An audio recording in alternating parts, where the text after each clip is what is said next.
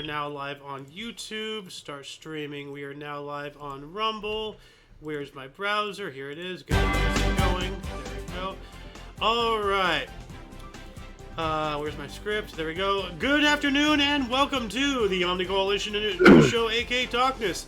This show is a dive into the weird, obscure, bizarre, and other words for strange, world of notable events, weather, and sports. Covering topics seldomly, if ever, seen from most news sources these days. Join us during a time of political overabundance and divisiveness. We present you with more unifying topics to discuss for the most part. For links to, the articles, anything else potentially interesting, please check the underbar in the description below. And of course, anything gathered throughout the show, we will be posting after the live stream, as per usual.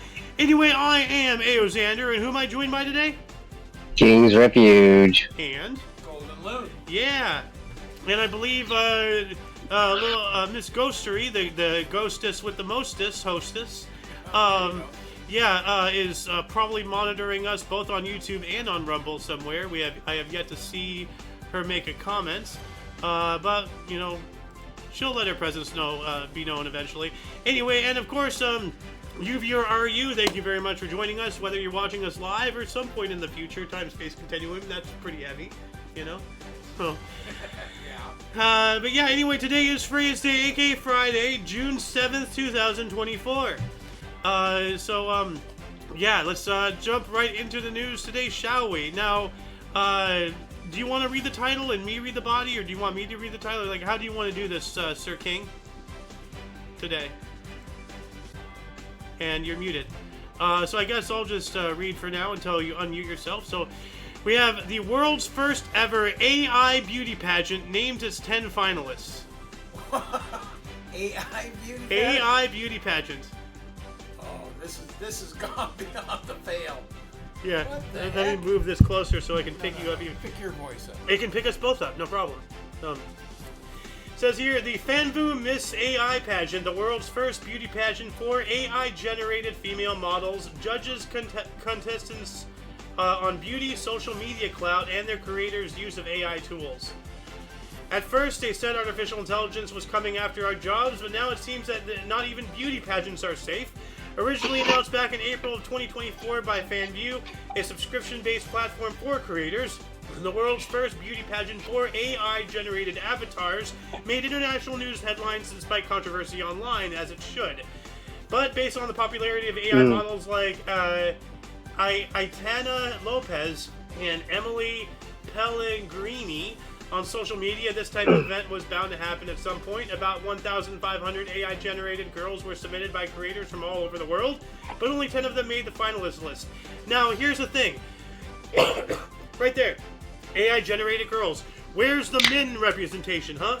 I find this sexist and problematic and phobic towards something like this is ridiculous.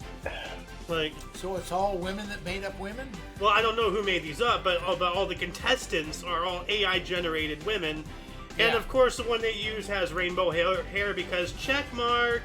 So, and rainbow belt, of course, Oh, wow. Ew, look at her elbows. This is weird. Oh, yeah. Hey, can we get in trouble for judging the appearance of an AI-generated model? I guess as men, if we're judging women, we can. For now. You can get in trouble for anything. Yeah. This is just really weird. Well, this is going to get even worse. The top 3 contestants stand to win a total of $20,000 in prizes, with the creator of the one crowned Miss AI to be expected to walk away with $5,000. But this event is about more than cash prizes, as winning the world's first beauty pageant for AI-generated females models is bound to open up new opportunities in the fast-growing AI space, or make you look like a total and complete loser. But this is AI. That's AI. Okay? These are all AI. That looks like Storm from the X-Men. With jewelry on. Why not take artists and paint your most beautiful human artistically? Oh, no. That requires effort. Yeah. That requires effort and Maybe she actual, craftsmanship. Test, you know. No. See, what they're trying to push is a normalization of just typing in a few keystrokes and letting an entire system of automation do all the work for you, and then claiming the rewards. You know. Now, my next question is: a AI crossdresser eligible? Oh God! Now AI trans? Yeah. Oh man. Still eligible for the most beautiful? Well, I mean, you can't be transphobic. So. Wow. We are going to get kicked off the air. I don't care. You know, we're still on Rumble. You know, YouTube can do whatever the hell they want to us. I really don't give a damn. Having some fun. Yeah. Anyway, let's move on up here. Well, does anybody have anything else to say about the AI thing? Like Tim. Just weird. You didn't say anything. Yeah, it's weird. Yeah. All right, here we go. Scallion latte, spring onion infused coffee is all the rage in China. Onion flavored lattes. I've heard of garlic ice cream, but I have too, and that sounds horrible. Yeah, well, I'd like to try it. But... I didn't even know they drank coffee in China. Well, of course. I would have thought it was tea. Well, wait, that's stereotypical and problematic. So, well, you know, the drink of choice. Yes, I know what you're saying. It says here, spring onions and coffee definitely don't sound made for each other, but spring onion infused lattes are apparently all the rage in China these days. I did try coffee with Sprite once. I would not recommend it. So, a simple search for the spring onion latte hashtag on TikTok or Instagram will yield dozens of photos and videos with scallion top latte cups. They first went viral last month with multiple Asian publications covered the unusual drink, calling it one of the most surprising combinations ever attempted. Apparently, to make a good green onion latte, you have to first smash a few green onions in the cup, then add ice, milk, and coffee, before finally topping it off with lots of chopped green onions, because why not? No one knows exactly how, why, or when spring onion latte was created, but in recent months, the crazy concoction seems to have been adopted by enough coffee shops to draw attention online. It is the latest addition to an ever-growing list of bizarre combinations generally known as dark cuisine, or he and li in China. Dark cuisine basically refers to food and drinks that put people's sensibilities to the test. The chili-infused hot ice latte we featured a few months back, by we, we're talking about Oddity Central here, our source, a few months back as another example of Chinese dark cuisine. Chili-infused hot, so a spicy latte. Like, okay. Trying to get your greens for the day, I guess. Well, green comes in, fire comes out. Well, green isn't the fire. Well, no, it causes the fire. Like, do you have any comments on that, KR? No. Okay. Good call. No comment. Now, Perfect comment. oh, I've heard that phrase so much today. Anyway, more from Oddity Central here. Asia's most spectacular waterfall is apparently artificially enhanced. China's Yantai waterfall is generally regarded as Asia's most impressive waterfall and is often described as a natural wonder. However, it turns out that this spectacular water show is artificially enhanced. Yantai waterfall is the most popular scenic spot in the Yantai Mountains. Pardon me, I don't know what's wrong with windpipe here. Pardon me. Drawing millions of tourists annually to the tallest waterfall in Asia, which has a sheer drop of 314 meters, offers stunning vistas and a breathtaking spectacle that was recently revealed to be the result of modern technology. A Chinese vlogger managed to make their way to the top of Yantai waterfall before they spotted large metal pipes feeding water into the waterfall for an enhanced video effect.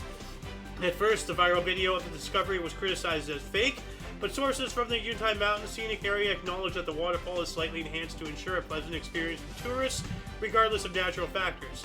So, it's not 100% fake, but it's artificially enhanced. Yeah. So I have a video here. Remove the audio. So there's a pipe right there, feeding into it. Yeah. Wow. Well, they took a play right out of Hollywood. What can I tell you? Leave it to China to have even their nature is fake. So, or It's not fake. artificially enhanced. Enhanced, yeah. They didn't want to disappoint. Yeah. You come hundreds of miles and you get a trickle. No, they don't want that. Well, you've already come It hundreds is a of cool miles. waterfall. Yeah, it is. Nothing compared to Yosemite, though. Oh. It's hard to tell from that picture. I've seen Yosemite. I haven't seen that in person. So Yeah. I don't know. Well, I mean, you know, it's not impressive, but it's pretty Yeah. good. Anyway, moving on up, the world's longest football match ends after 26 hours of play and 825 goals! I had to say it that way, you know, because of How does that Argentina. work? Like, I don't know. Well, let's find out. Pardon me. The football field at the Luzhniki Olympic Sports Complex on the outskirts of Moscow recently hosted the world's longest football game, which lasted a total of 26 hours. To celebrate All-Russian Football Day last Saturday, 2 teams of 7 players each gathered at the Luzhniki Olympic Sports Complex to break the record for the longest football match ever. Okay, so it's a record attempt. So it's not an actual, sanctioned game or anything. Right. The game started at noon on Saturday and ended after 26 hours at 2 in the afternoon the following day on Sunday. The previous record had been set in 2014 when 2 teams played the beautiful game for 24 hours straight. Nothing beautiful about that. The first time around, the red team defeated the white team with a score of 416 goals to 409. Huh. So, Okay. it's just like trying to get into the Guinness World Yeah, Record. You I know, think- they're just, It's a record attempt. It's still the world's longest football match. Not an actual sanctioned game like that one Right, tennis match right, that lasted right. forever. Right, that's why. So- How does that work? And why Yeah. I asked. Yeah. So, let's see, what else do we got here? KR, do you want to do any reading? Like, I don't want to read the whole No. thing. Oh, okay. Actually, I'm gonna leave. I'll be back. Oh, okay. Sorry. Okay. We have Algerian vlogger sentenced to 2 months in jail for hugging people on the streets. Okay. What? So now being a friendly person is apparently illegal. Well, probably because they touched them and oh no, you touched me. Ooh. An Algerian No man hugs for you. What? No hugs for you. Yeah, well, I will give everybody in the world hugs. I don't care. Throw me in jail. I'll break out and hug some more. Nothing can stop my love. An Algerian man was recently convicted for indecent behavior and sentenced to 2 months behind bars for hugging random people on the street and spread peace and positivity. Wow. So his mission was literally to spread love, and they threw him into a hole for 2 months.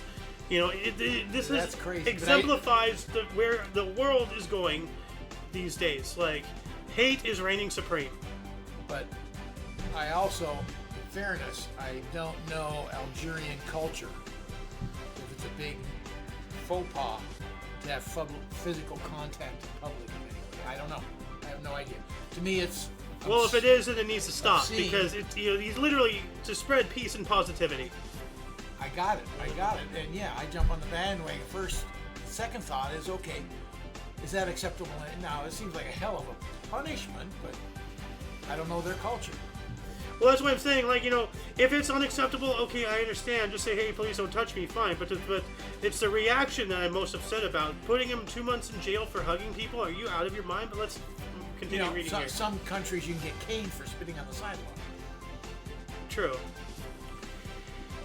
Some countries you can get beheaded for having the wrong orientation. Yes. So, yeah. Okay, go ahead. Rick. I'm sorry, Mohammed I'm up there. Ramsey, a 30-something vlogger from Algeria, sparked outrage in his home country last summer by posting a TikTok video inspired by a popular European vlogger who became famous for social experiments like hugging random people on the streets.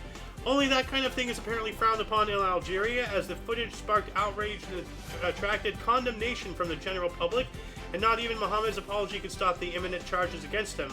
Last year, court found him not guilty on all charges, but his case was then referred to the Algerian Judicial Council after prosecutors appealed the decision, and this time he was found guilty. Prosecutors charged Ramsey with indecent behavior for his public hugging clip, and with display of indecency for another video that featured 2 girls wearing short skirts, one of which also had a tattoo. According to the court's decision, Mohammed Ramsey has to spend 2 months in jail and also pay a fine of 5 million dinars, which is $37,000 US. This is a way massive overreaction. If the general public of Algeria, if this is their consensus to hugging, then they as a society need to reevaluate their stance. It's a hug. Get over it. Christ.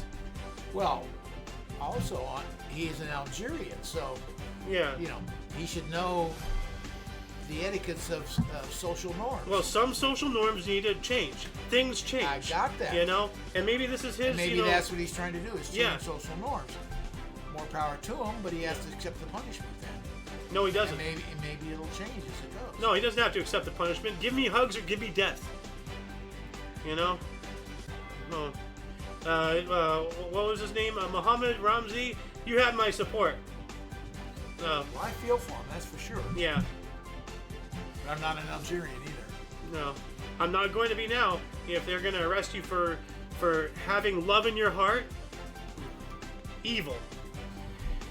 Anyway, what else do we got here? More from Omni Central. We have quite a bit of articles today, actually, but a lot of good stuff. I had to cut myself off.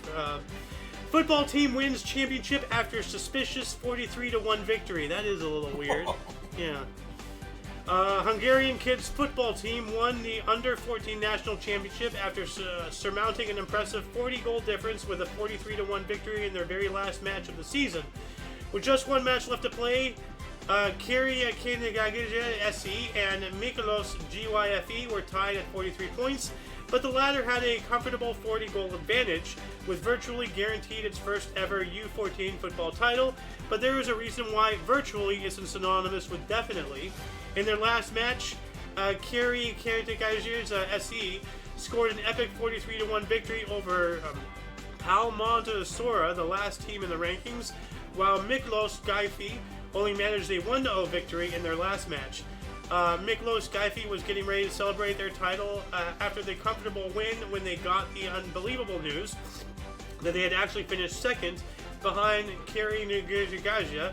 The 43-1 victory is now being investigated by the Hungarian Football Federation. So what it sounds like is this isn't from the same match. These are two different matches for some kind of qualification thing. And one had 43 points in one match, the other one won their own match with the 1, and then now they're competing those two, and then the 43 victory versus the 1 is the one that's winning. I'm confused. So, all I know is here in youth sports, they generally have a mercy rule here. Anyways, I'm confused with all of this. Just no mercy. get over this. Unconfuse me with another article, please. All right. Go ahead if you need to. Well, I don't. I don't really know anything about sports, and this is all. I'll just read this last part here because all of this is just quotes. Yeah. So, the Mikolos GYFE president expressed hope that the federation's investigation will clarify how Kyria SE managed this impressive victory, and if it discovers evidence of foul play, that its U14 team will receive the title they worked so hard for. So, yeah. So, yeah, so we have a 8-7, 0-1, 43-1, and 1-7. So, yeah, I don't know what I'm looking at, but yeah. Anyway, what else do we got here? Blind dating cafe sparks controversy with one-way window for men. That's an eyebrow raiser right there. That's kind of weird. What? Go ahead. Now I'm intrigued. A so-called blind dating cafe in Ho Chi Minh City, Vietnam, formerly Saigon, has come under fire for installing a one-way window that allows men to see the girls they are talking to, but not vice versa. I disagree with that. No That's kidding. not right. No kidding. Now, if it were the other way around in Western society, there'd be no problem Still whatsoever. wouldn't be for it. Well, neither would I, but like. So on June 1st, a blind dating cafe on Ho Chi Minh's District 1 went viral for a controversial reason. According to multiple reports, Mina Cafe features two different rooms for men and women separated by a glass wall. The controversy lies in the fact that the wall is advertised as a mirror when in reality, it's only a mirror from the women's side. The men's room is dark and they can clearly see the person on the other side. Basically, the blind date part is only valid for the women, as the men can freely admire their potential partners like items on display. That's cold. Wow. That's cold. That's weird. This is absolutely disgusting. I do not support this at all. No. And if anybody does, then they need to reevaluate Shame their on them. lives. Yeah. Shame on them. How can you sit there and think that's okay? That you can ogle someone and they can't ogle you back? Are you kidding me? Disgusting. Disgraceful. Well, the fact that you know they can't see you, Yeah. then you can ogle. You're not going to ogle someone face to face. Holy cow. And see, what's even more disturbing is in this picture, this guy is there alone with his one. Yeah. What's stopping something sinister from... Oh, man. Yeah. Gross. Anyway, moving on up. More from Audio Central. China, once again. China's stink-raising water craze sees children creating the smelliest potions possible. The classic old youthful stink bomb thing. You remember as a kid, you always wanted to throw a cherry bomb into the toilet or make a stink bomb or whatever. Now these kids are becoming chemists and figuring out how to make... I wasn't that kind of child. What's the luck?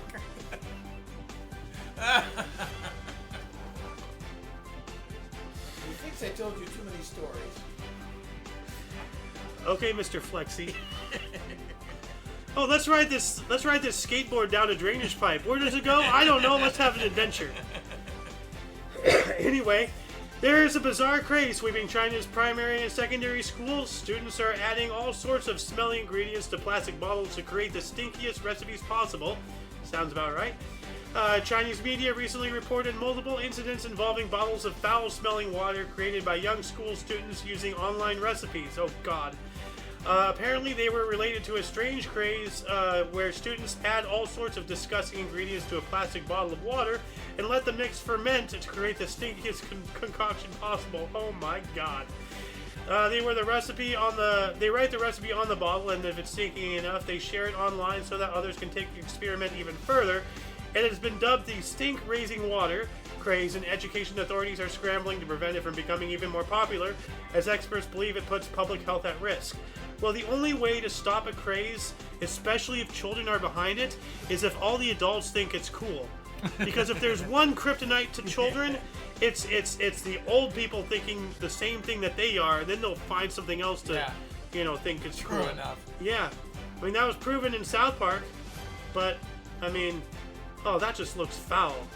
Like, yikes. If they would have had a contest for that in the day for me, my friends and I would have won. That's why I gave you the look.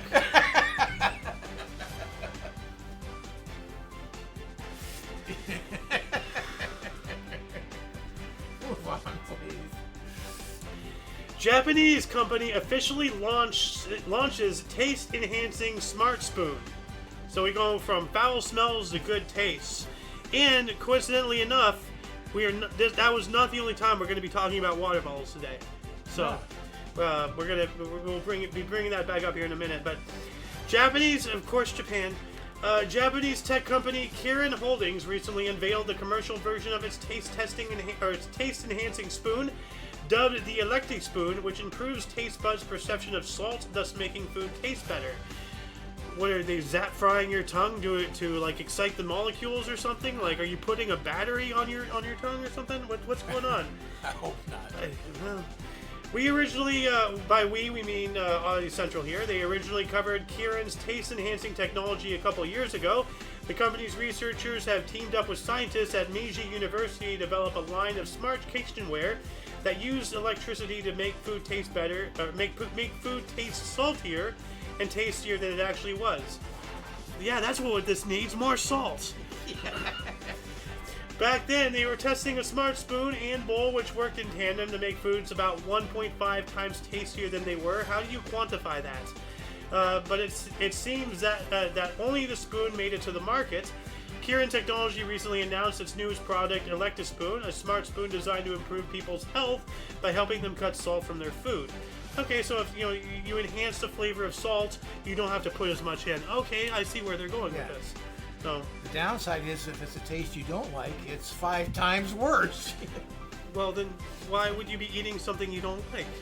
Tasting. Well, okay, well then use that with a normal spoon. You don't bust out the good china for McDonald's. Okay. Use a normal spoon.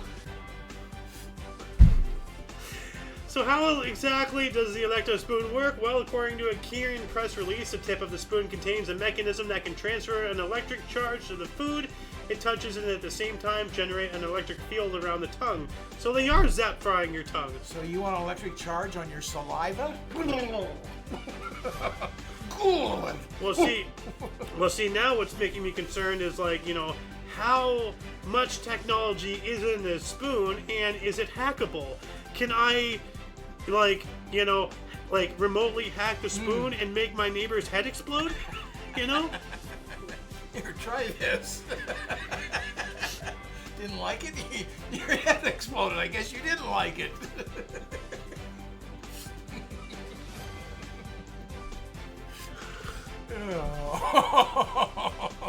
Woo! Wow. This is amazing, though.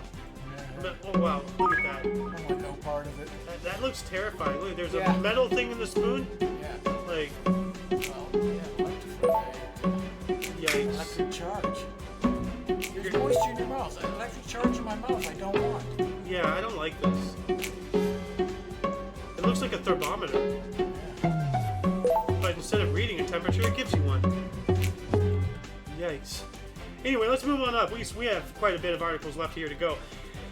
Oh, this one kind of worries me, especially my morning routine of hacking up a lung. 35-year-old man, oh, he's younger than me. This is not good. Breaks hardest bone in the human body while coughing. Whoa. Okay. The femur is widely considered the hardest or second hardest bone in the human body, but a 35-year-old man in China allegedly managed to break his just by coughing. Doctors at the Second People's Hospital of Fujian province in China recently reported the shocking case of a 35-year-old man referred to as only Mr. Yi, who suffered a fractured femur during a coughing fit. You know what? Well, interesting that it Now, used... where's your femur? I should know this, but... your femur is here. This bone in your upper your That's thigh. your femur? Okay. You know what? Let's look this up here actually. How do you break that with your Cobble. I I would don't. have thought you There's no collarbone way. or something like That's that. all bullshit. You're not going to break your leg when you cough. You're Yes, going to break this your is leg the when you get femur into here. fights. Right here. How do you break Yeah, that? there it is. Or crack it? You Well- don't. Yeah. Well, we'll see. But like right here, I was just gonna make a joke on last article. Shocking case. So something tells me he tried the spoon and he didn't like the flavor and he broke his leg in half. Oh. But anyway, back to the story here. According to Dong Zhang, director of the Department of Orthopedics at the hospital, the unusual incident occurred during a coughing fit, which is unusual considering that men in Yi's age range typically suffer femur fractures as a result of serious trauma, such as car accidents or falls from considerable heights. Yeah. You know, or coming home to an angry wife. Mr. Yi told doctors that he felt a sharp pain immediately after a particularly strong cough, but he simply brushed it off as a cramp. It was only after walking became difficult because of the pain that he decided to seek medical help. Let's see here. After tests confirmed that Yi didn't suffer from any bone illness, doctors concluded that he simply had incredibly fragile bones as a result of his Coke drinking habits, poor diet, and lack of exercise. Okay, Coca-Cola. So probably like the acidity and all that stuff, because you know you are what you eat, and police officers use Coca-Cola. I'm in trouble. Well, we both are. But police officers routinely use Coca-Cola to clean blood off of asphalt because it is the easiest and most effective substance on hand for such a thing, and people put that into their bodies. Yeah. So Well, drop a nail in soda. yeah, Dissolve. yeah, All yeah. the time. So he had weak bones because of his diet, and he coughed too hard, and his but see, that's the thing. It's weird. Why hasn't any other bones yet broken from other coughing fits? You know, why didn't his ribs like explode? Well, that's Like, what you would think. Something like that would. like if it's breaking his femur, you know, it should have atomized his spine or something. I don't know, or like his jaw dislocated. You know, I don't know. Weird. Crazy. What else do we have here? The world's heaviest rideable motorcycle is powered by a tank engine. Oh! Are you kidding me? Well, we should get Mo this. No sign will be too strong. Powered by a Soviet tank engine and weighing over 5 tons, the Panzer Bike is by far the world's heaviest rideable motorcycle. The story of the world's heaviest motorcycle can be traced back to 2003. Brothers Thilo and Wilfried Niebel of the Harzer Bike Motorcycle Shop in Zilli, Germany. Oh, jeez. Yeah, we're in Halberstadt, where a former Red Army barracks was being demolished. The two tinkerers have been able, the two tinkerers have always been of the opinion that old motorcycles can be repurposed, not just discarded. So they were looking for parts to use in their custom motorcycles. While looking around, the two brothers found an impressive cutaway of a model of a Soviet T-55 tank engine and were so fascinated by it that they asked if they can have it. Little did they know that this would be the beginning of a very special project that would see them claim a Guinness World Record and hold it for nearly 2 decades. Look at that thing. Tank engine. I know. Let's build a bike around it. Jeez. How do you come up with that? I don't know, man. You gotta be a Hell's Angel with that kind of ingenuity, you know? Look how big that thing is. Yeah. That is That massive. guy looks like a little It doll has a sitting- sidecar! That's Yes! the same bike? Yes, it is. They didn't mention the sidecar. What? That's a really important. You think they'd make 2 of them? No, they should have mentioned it has a sidecar. Well, I don't think they need to. Oh, there's a video. I gotta see this. Applaus endlosen.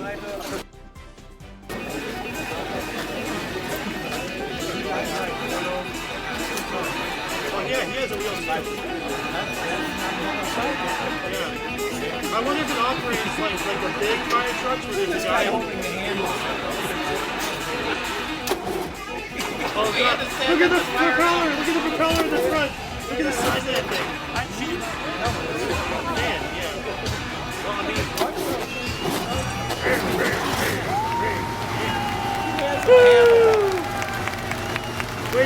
Wait a minute. Hold on a second. Oh wait, well, that's not the button I wanted to play. CCCP, the Soviet Union, right here.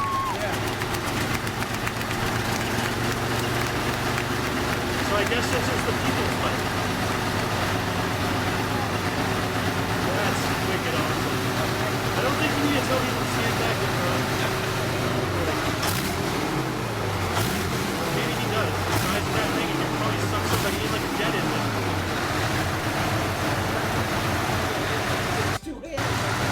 I'm trying to get to the point where they actually move it, but we never go.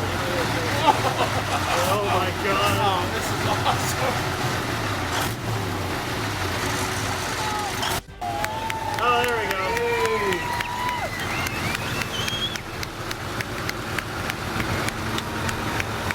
There's a gas mask going.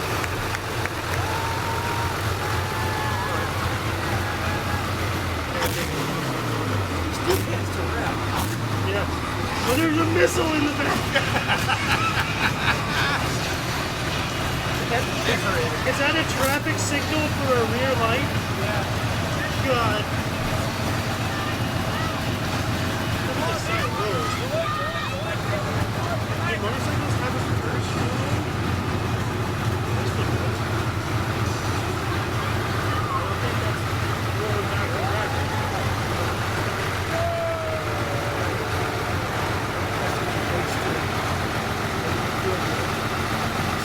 To grant him the illusion of some form of control on this wild ride. Wow. That's awesome. Yeah. Oh. Oh, okay, move on. That's What else great. do we got That's a here? Great article. $200 meteorite infused vodka promises out of this world taste. Huh. Meteorite infused vodka. French distillery Pegasus decided to celebrate its debut on the U.S. spirits market with a unique product, a ultra premium vodka infused with a real meteorite. So, like, is this Goldschlager where like there's pieces of the meteorite in the guess so, bottle, something like that. or is this from like a mother meteorite, like bowl, and they're just like draining it into bottles, but the meteorite stays in the main source? Like, I don't. The aptly named Shooting Star Vodka starts off as organic, locally sourced wheat and botanicals from France distilled using iStill, the most advanced distilling technology.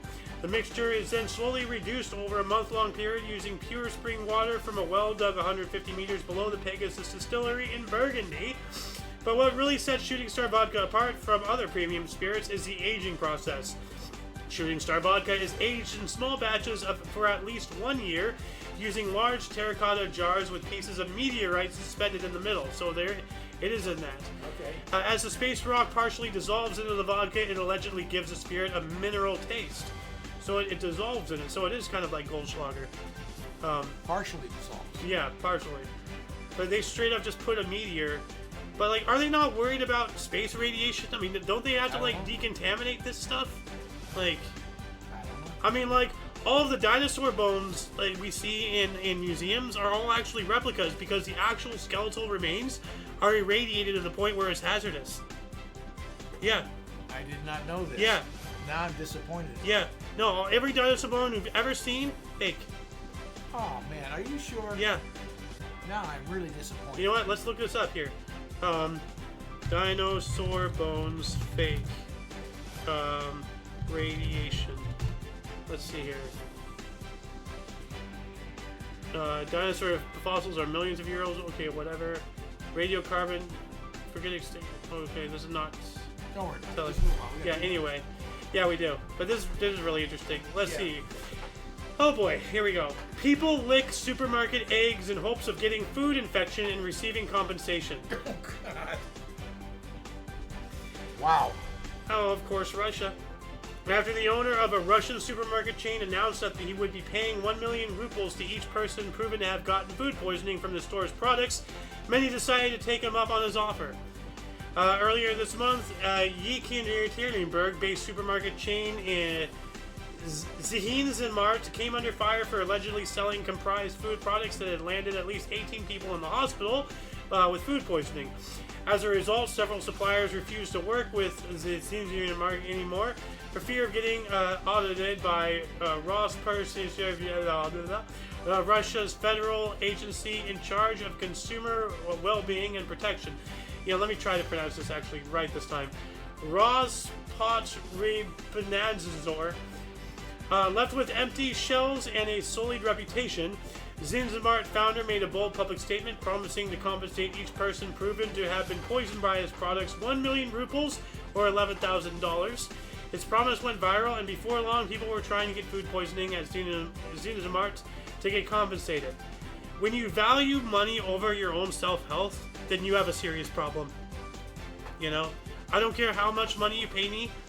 If you try to get me to do something that'll get me harmed in any way, I'll tell you to go eat something. So, like, but these people are going in and intentionally trying to get sick for monetary compensation. They should be thrown off a cliff. You know, no room for this crap. No, absolutely appalling. You know, that this is. Well, when you're hard up, 1 million rubles. You know, when you're starving anyways, or whatever the scenario may be, kind of changes your perspective a bit.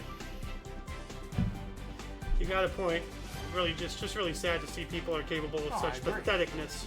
So, anyway, more from Audio Central here. University Festival gives girl groups used water bottles away as prizes to fans. Here we go. As I said earlier, we're talking about water bottles again. Used water bottles. As a prize. Read on. The organizers of a recent festival at a university in South Chungcheong Province, South Korea, were forced to apologize after the host decided to give away the water bottles used by the members of an idol group as prizes. On May 22nd, the popular girl group Oh My Girl performed at a university festival in Asan, South Chungcheong Province. However, it was what occurred on stage after the group's performance that made news headlines all around the country in the days that followed. On May 26th, several videos were posted on South Korean social media showing the host of the event inviting male fans of Oh My Girl on stage and then collecting the used water bottles left behind by the members of the group. Fans were asked to participate in a talent show for the chance to win an unusual prize, the used water bottle of the Oh My Girl member of their choice. Well, I mean, Gamer Girl bathwater sold, so why not just give away used water bottles? This is They used. They drank it. Yeah. That's the point. But people are sick. That's you know? like, Elvis Presley back in the day. They used to try to tear his clothes just to have a piece of his clothes. People are sick. Yeah. The student council, which was in charge of organizing the festival, also apologized for the incident, but that wasn't enough to calm spirits online, and criticism continued to pour through social media comments, as it should. Whoever thought that was a good idea, they should be pushed off a cliff too. Yeah, you're right there. Look at the water bottles. You know, you see like the 2 articles right here. China's stink-raising water bottles. So yeah. What else do we got here? Oh, another Chinese article. What a surprise! China's pyramid-shaped mountain spark conspiracy theories. Here we go. Now, I want you to take a look at this picture. I'm just going to open this up. You know, just take a hard look. Okay. They say those are naturally formed. I don't think so. I don't think so either. A bunch of them in the background too. Yeah. Yeah, no, like, you know, there's pyramids all over the place. You know, that's why, you know, all these conspiracies. Yeah. The Crystal Pyramid, you know, the pyramid in Antarctica. Yeah. Like, they're all over the world. yeah. Like, Not just in Egypt. so it's here, China's Guizhou province is home to about a dozen conical hills known as the Anlong Pyramids because of their resemblance to the much more famous pyramids in Egypt. In recent years, Anlong County has become a popular tourist destination thanks in no small part to its pyramid-like mountains, which have captured the imaginations of millions of people around the world. Apart from their pyramid-like shape, these formations also feature layers of rock stacked on top of each other so neatly that you could swear they were placed there like somebody, they're like that by someone or something. Ever since photos and videos of the Anlong Pyramids started circulating online around 2018, conspiracy theories about their origin began appearing as well, and despite experts' best efforts to convince the public that these pyramids are completely natural, some people still believe that they are the work of an ancient human civilization or aliens. They are obviously artificial. That's not natural. That is not natural. You know, I don't care what you say. They're not natural. Like, so, yeah. What else do we got? Fire breather battles Mexican mariachi in the world's most bizarre street fight. So this wasn't an event, this was a beef. Let me reread this. Fire breathers. Fire breather battles Mexican mariachi. So a mariachi man is fighting fire breather. This is weird. I know. Is there? There's a video here. So it says here, CCTV cameras in Mexico recently recorded one of the strangest street fights in history involving a band of mariachi and a fire breather performer quarreling over bustling territory. So they're trying to get a street corner to get, you know, tips, and we have a bunch of people on guitars fighting somebody spitting fire. I'm going with fire breathers. Well, I don't know. There's one of him and multiple of the mariachi. So, they say life is stranger than fiction. Yeah. And a short video clip captured by surveillance cameras in the Mexican city of Morelia proves it. Not even the brilliant Quentin Tarantino could have come up with the idea of a fiery street fight between a group of guitar-armed mariachi and a street-performing firebender in broad daylight. But that's exactly what occurred last week. You know what? Let's just watch the video here. I'm going with the fire breather, Fireball. no question. Uh-oh, unless you get them in a headlock. They're fighting. Yeah. Oh my god! Dude, like, You did exactly what you needed to do. Go in and tackle that guy. Yeah. Take him down. wow. Dude, like, did you see his guitar got fired too? Yeah. So, when a bard fights a mage. So, any gamers here will understand what I just said. But, wow, that's hilarious. What else do we got here? Watch as a bear interrupts a Californian man washing his dishes. Now, we're both Californians. Right. What's on our state flag? Golden bear. Well, not the golden, but just a bear. Yeah, a bear. Yeah, okay. So why is it... Golden eagle is what it is. Well, no, that's... And golden eagles are bird. Bear is just a bear. Yeah. Golden eagle. Are you thinking about my high school? No, go ahead. Well, that's our bird. It's the eagle. The eagle. That's the nation. No. I'm talking about California. Yeah, okay. Okay? I'm way off base. Yes. But it boggles my mind whenever I see Californians surprised to see bears. It's like, bro, they're on the flag. Yeah. Like, and you're gonna raise an eyebrow when your state representation is gonna rear its head. Like, so let's see here. Let's just All right, check out this big bear inside a Sierra Madre home. House. Yeah. Get out of my house.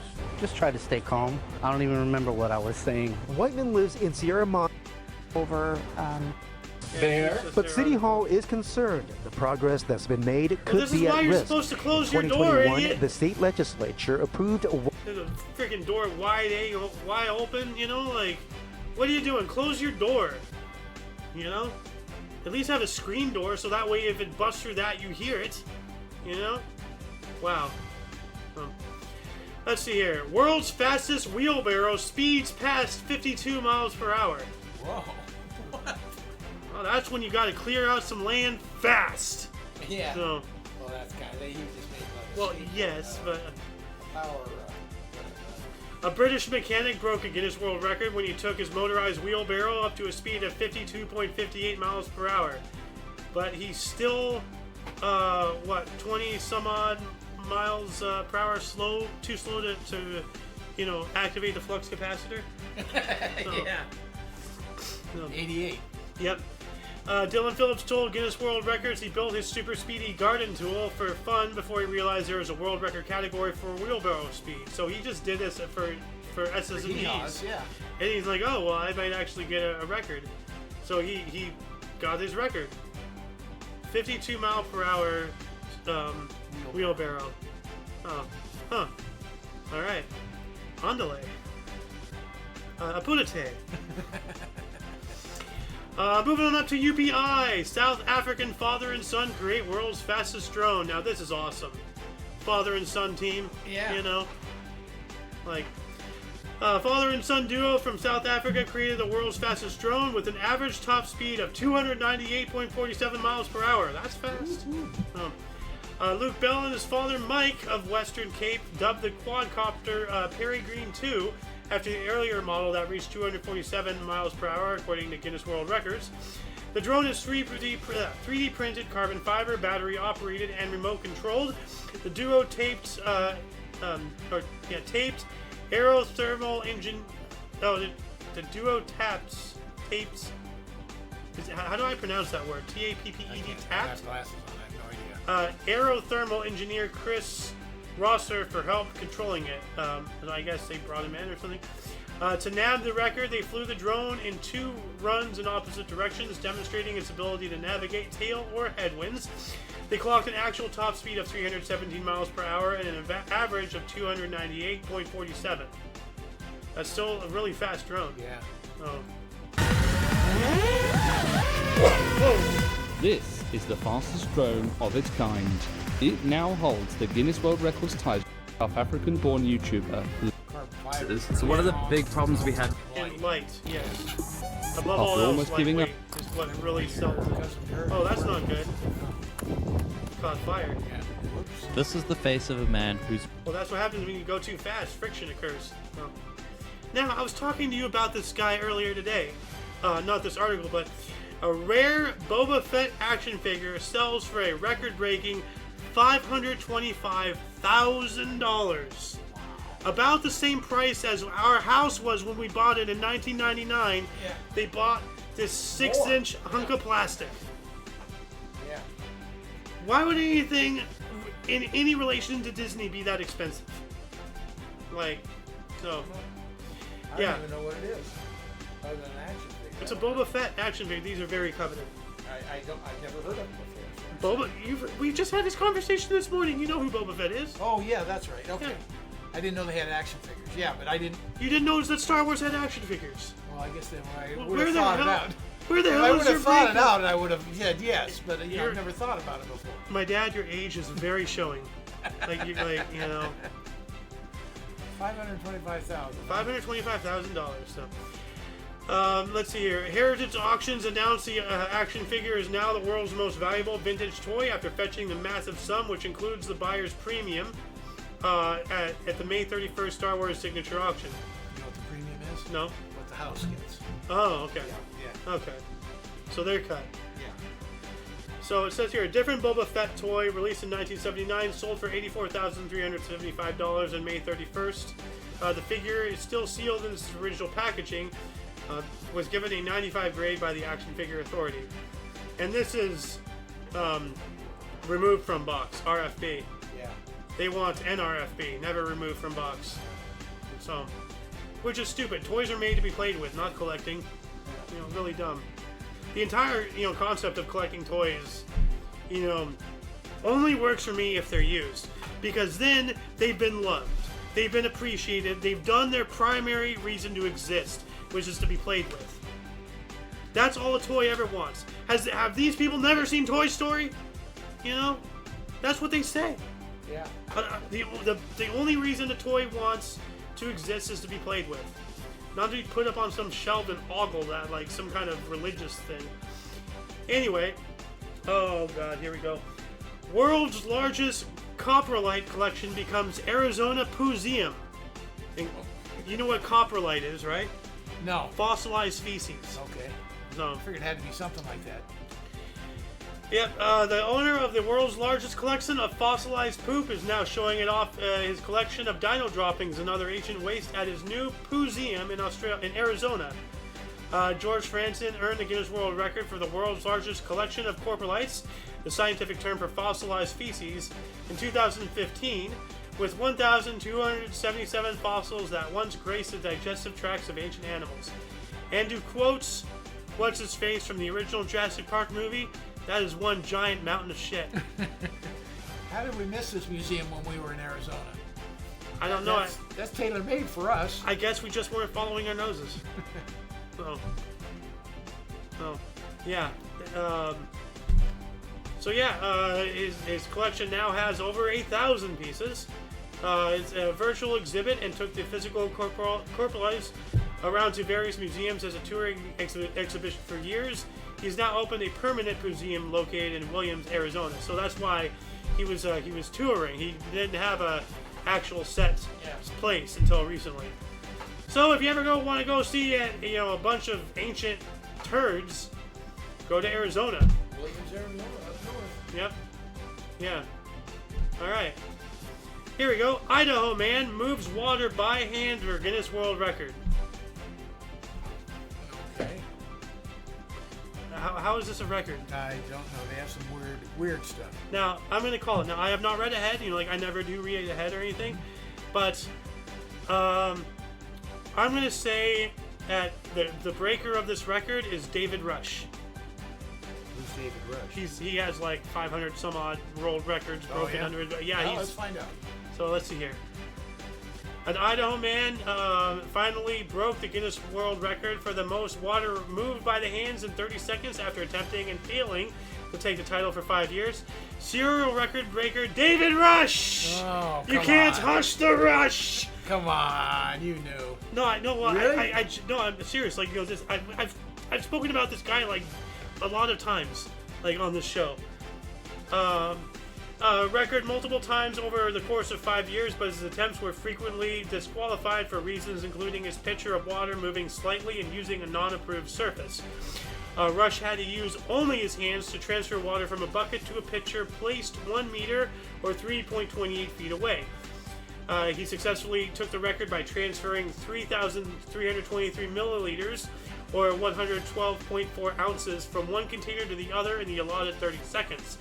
The title brought Rush's total current held records to 174. He is on a quest to make it to 181 concurrently held records to surpass fellow serial record breaker Silvio Saba's total of 180.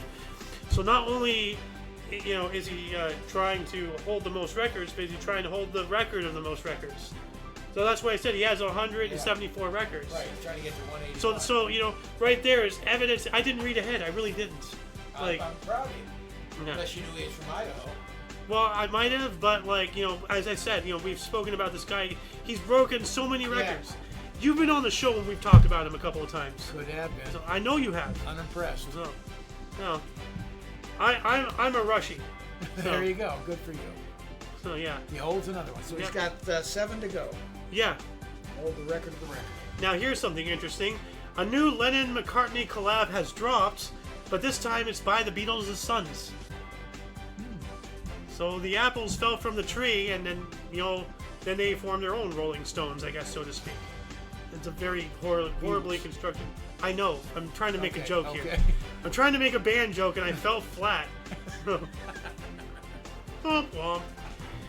Let's see here. Primrose Hill is a gently nostalgic ditty by James McCartney with co-writing credit to Sheen Ono Lennon. They are the youngest offspring of one of the most famous songwriting duos in history. So they have it here at the Primrose Hill. And I'll play it after the show. I don't want copywritten or anything, but yeah. So now the children of the Beatles have gotten together, and they're continuing the legacy, Yeah. the next generation. And this is on the heels of that huge thing that happened, earlier this year when they were finally able to separate that guy's vocals from the background music. What was? And Lennon. Yeah. What was the name of that song? I can't remember. Where's your Beatle guy? He and I are not too happy. Well, Nowhere. yeah. John Lennon, right? Yeah. Because I want you to listen to this as well. It's a really good song. Now and then. Oh, okay, good. Okay. Now and then. You don't want to get busted on that one either. No, I'm not. So, don't play. So yeah. Anyway, what else do we got here? Ancient predatory worms have scientists rethinking the history of life on Earth. Oh boy. Graboids, graboids, graboids. No. I don't know what that means. From Tremors. Oh. The worms. Yeah. Like that's the lore in that movie's universe, is that they're ancient things, and then they have the different they go from graboids to whatever the second one. And then they became the third one. 500 million years ago, the world was a very different place. Yes. Basically, all life lived in the water, which held a lot of animals that looked pretty different from the ones we recognize today. Okay, yada yada yada. 2 centimeters. Okay. Scientists have known for a while that these approximately inch-long terrors lived during the Cambrian period, roughly 500 million years ago. But the end of the Cambrian period was marked by a mass extinction. So Nanglu and other researchers, they double put in researchers here. That's weird. Thought that these Seldomly worms had been left behind like much of the other marine life at the time.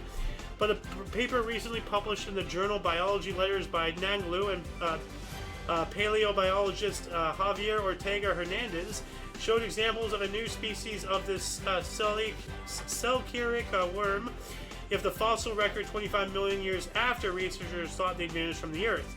Nanglu says its finding may change how scientists understand life in different periods of Earth's ancient history.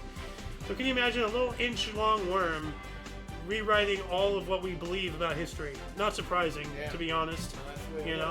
So, but wow. And that's the first thing that went through my mind was Tremors. So this says here, new Dune-like cell something or other. So they're talking about Dune, the science fiction space thing. But I'm thinking about, Tremors. With the graboids and everything. So, anyway, what else do we got here? Watch your garden glow with new genetically modified bioluminescent petunias. Oh, jeez. No, I don't want GMOs anywhere near me. Leave me alone with the GMOs. Monsanto, get out of my flower bed. Keith Wood, PhD, spent most of his career in pharmaceutical research and molecular and chemical biology, using his work with bioluminescence to understand how molecules interacted with diseases. His work started as a graduate student when the team he was on inserted a firefly gene into a tobacco plant. It was a small plant and couldn't sustain light without the addition of a substrate. It wasn't something a consumer would buy, but it was good for understanding pathways within an organism. Now, about 40 years after the first plants, Wood and his company in Ketchum, Light Bio, are marketing a garden petunia with a twist. It glows in the dark. So this photo is taken at night. This looks like a regular garden petunia, but when the lights are turned off, something magical happens. Those white petals start to glow. This is the firefly petunia. Humans gotta stop screwing with nature. This is not good. This is gonna come back and bite us in the ass in some horrifying way that I don't even want to conceive. That's funny because that's exactly what I'm looking at. Say, how could this come back, turn around, and bite us? You think it's really innocent enough, but is it? Genetically, is it? Anyway, you're right. You gotta stop messing with that. I mean, somewhere down the line, somebody's going to screw up, and we're going to have man-eating Venus flytraps that are mobile. How about COVID? You just said a buzzword. Wee woo. So, but yeah, I agree with you. Anyway, moving on up. Hurry up and wait. Wow, that's a yogiism. What, are we in the service? Well, I thought that was a yogiism. From Yogi Berra. Yogi Berra, the baseball player. Yes. Yeah. That's one of his yogi-isms. Is it? Hurry up and wait. Yeah. Oh, I thought it was a military deal. Well, I think they Intermingled. Yeah. Whatever. Maybe. Servers speed walk through Paris, reviving a century-old race. Okay. Oh, servers. Okay. Yeah, well, like waiters, Yeah, waitresses, hosts, yeah, you know, didn't get whatever. the server part initially. Well, because I didn't read the whole thing. I just said hurry up and wait, and then there's a semicolon. Which is an interesting, grammatical tool they use because we're talking about the culinary industry. So, foreign stereotypes of French restaurants tend to paint the service as slow, but hordes of Parisian waiters proved just the opposite this weekend as they hurtled down the streets of the capital with full trays in hand. So they're running with stuff. Yeah. Oh, what? Yeah. I thought they were just walking, speed walking. Is there a video? Speed walking. There was some. I saw pictures. No, they're jogging with full trays of food. That's interesting. No tip for you. Yeah.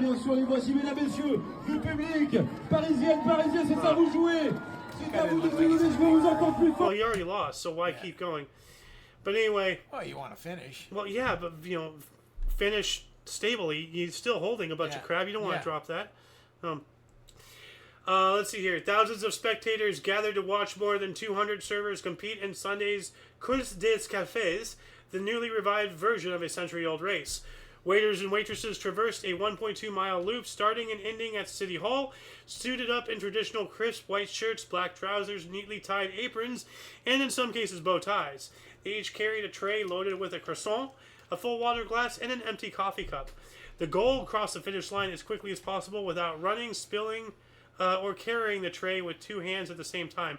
So they're not running, but they're hustling. But you can't spill if you have an empty coffee cup. Well, you have a point there. I don't know. That should be part of the race. Do you have any coffee left in there? Yeah. Everybody should be like an inch from the top. So they're not running, but they're hustling. They're walking at a brisk pace. Yeah.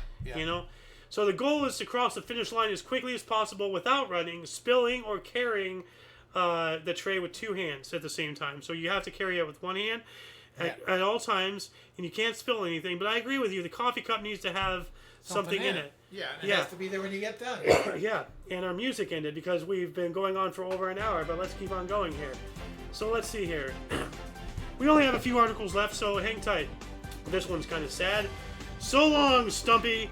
More than 150 of DC's cherry trees have to go as water rises. So the cherry trees. Yeah. And weren't those given as a gift for something from Japan, and FDR planted those or something? I'm not sure. All I know is it's supposed to be absolutely beautiful in the spring. Yeah. The famed cherry tree blossoms around DC's tidal basin are in peak bloom this week, but for 158 of the trees, it will be their last bloom. The trees will be cut down later this spring as part of a project to rebuild and raise the seawalls around the basin. Every day, twice a day at high tide, portions of the walkway around the tidal basin flood with several inches of water. Some of the roughly 2,500 cherry trees around the basin have water lapping at exposed roots.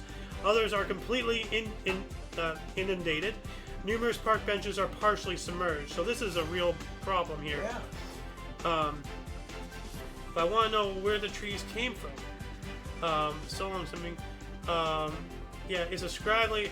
among the trees to be removed is one very famous tree known as Stumpy. It's a scraggly tree with a trunk that is mostly rotted out. At high tide, the base of the tree is flooded. Yet each spring, Stumpy's 3 or 4 small branches burst into flower, with the Washington Monument standing tall in the background. So they shouldn't be chopping them down. Why can't you replant them somewhere? Move them. Oh, they're pretty hard to transplant unless they're old. Well, try. I mean, especially, That's Stumpy? Yeah, this is Stumpy here. So it's completely underwater. Well, it's inundated. But you know what? I'd expect with all of the crazy environmentalists out there, why aren't they, chewing at the bit to do something about this? Why aren't they saying what I'm saying? Save it. To hell with, reasonable finances. Let's blow $10 million on, moving one tree, why aren't they saying that? They probably are, I don't know. But yeah, really. I'm cheering for Stumpy. The strength of nature. Yeah. So. And this is actually, last but not least, article for the day. Scientists scanning the seafloor discover a long-lost Stone Age megastructure. Okay.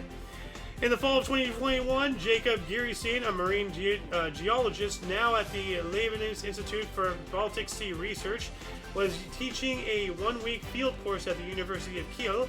The class was conducted entirely aboard a research vessel on the Baltic Sea. Yada yada That's yada. a cool class. Yeah. During the night shift each evening, students mapped the shape of the seafloor at high resolution. This research cruise proved no exception.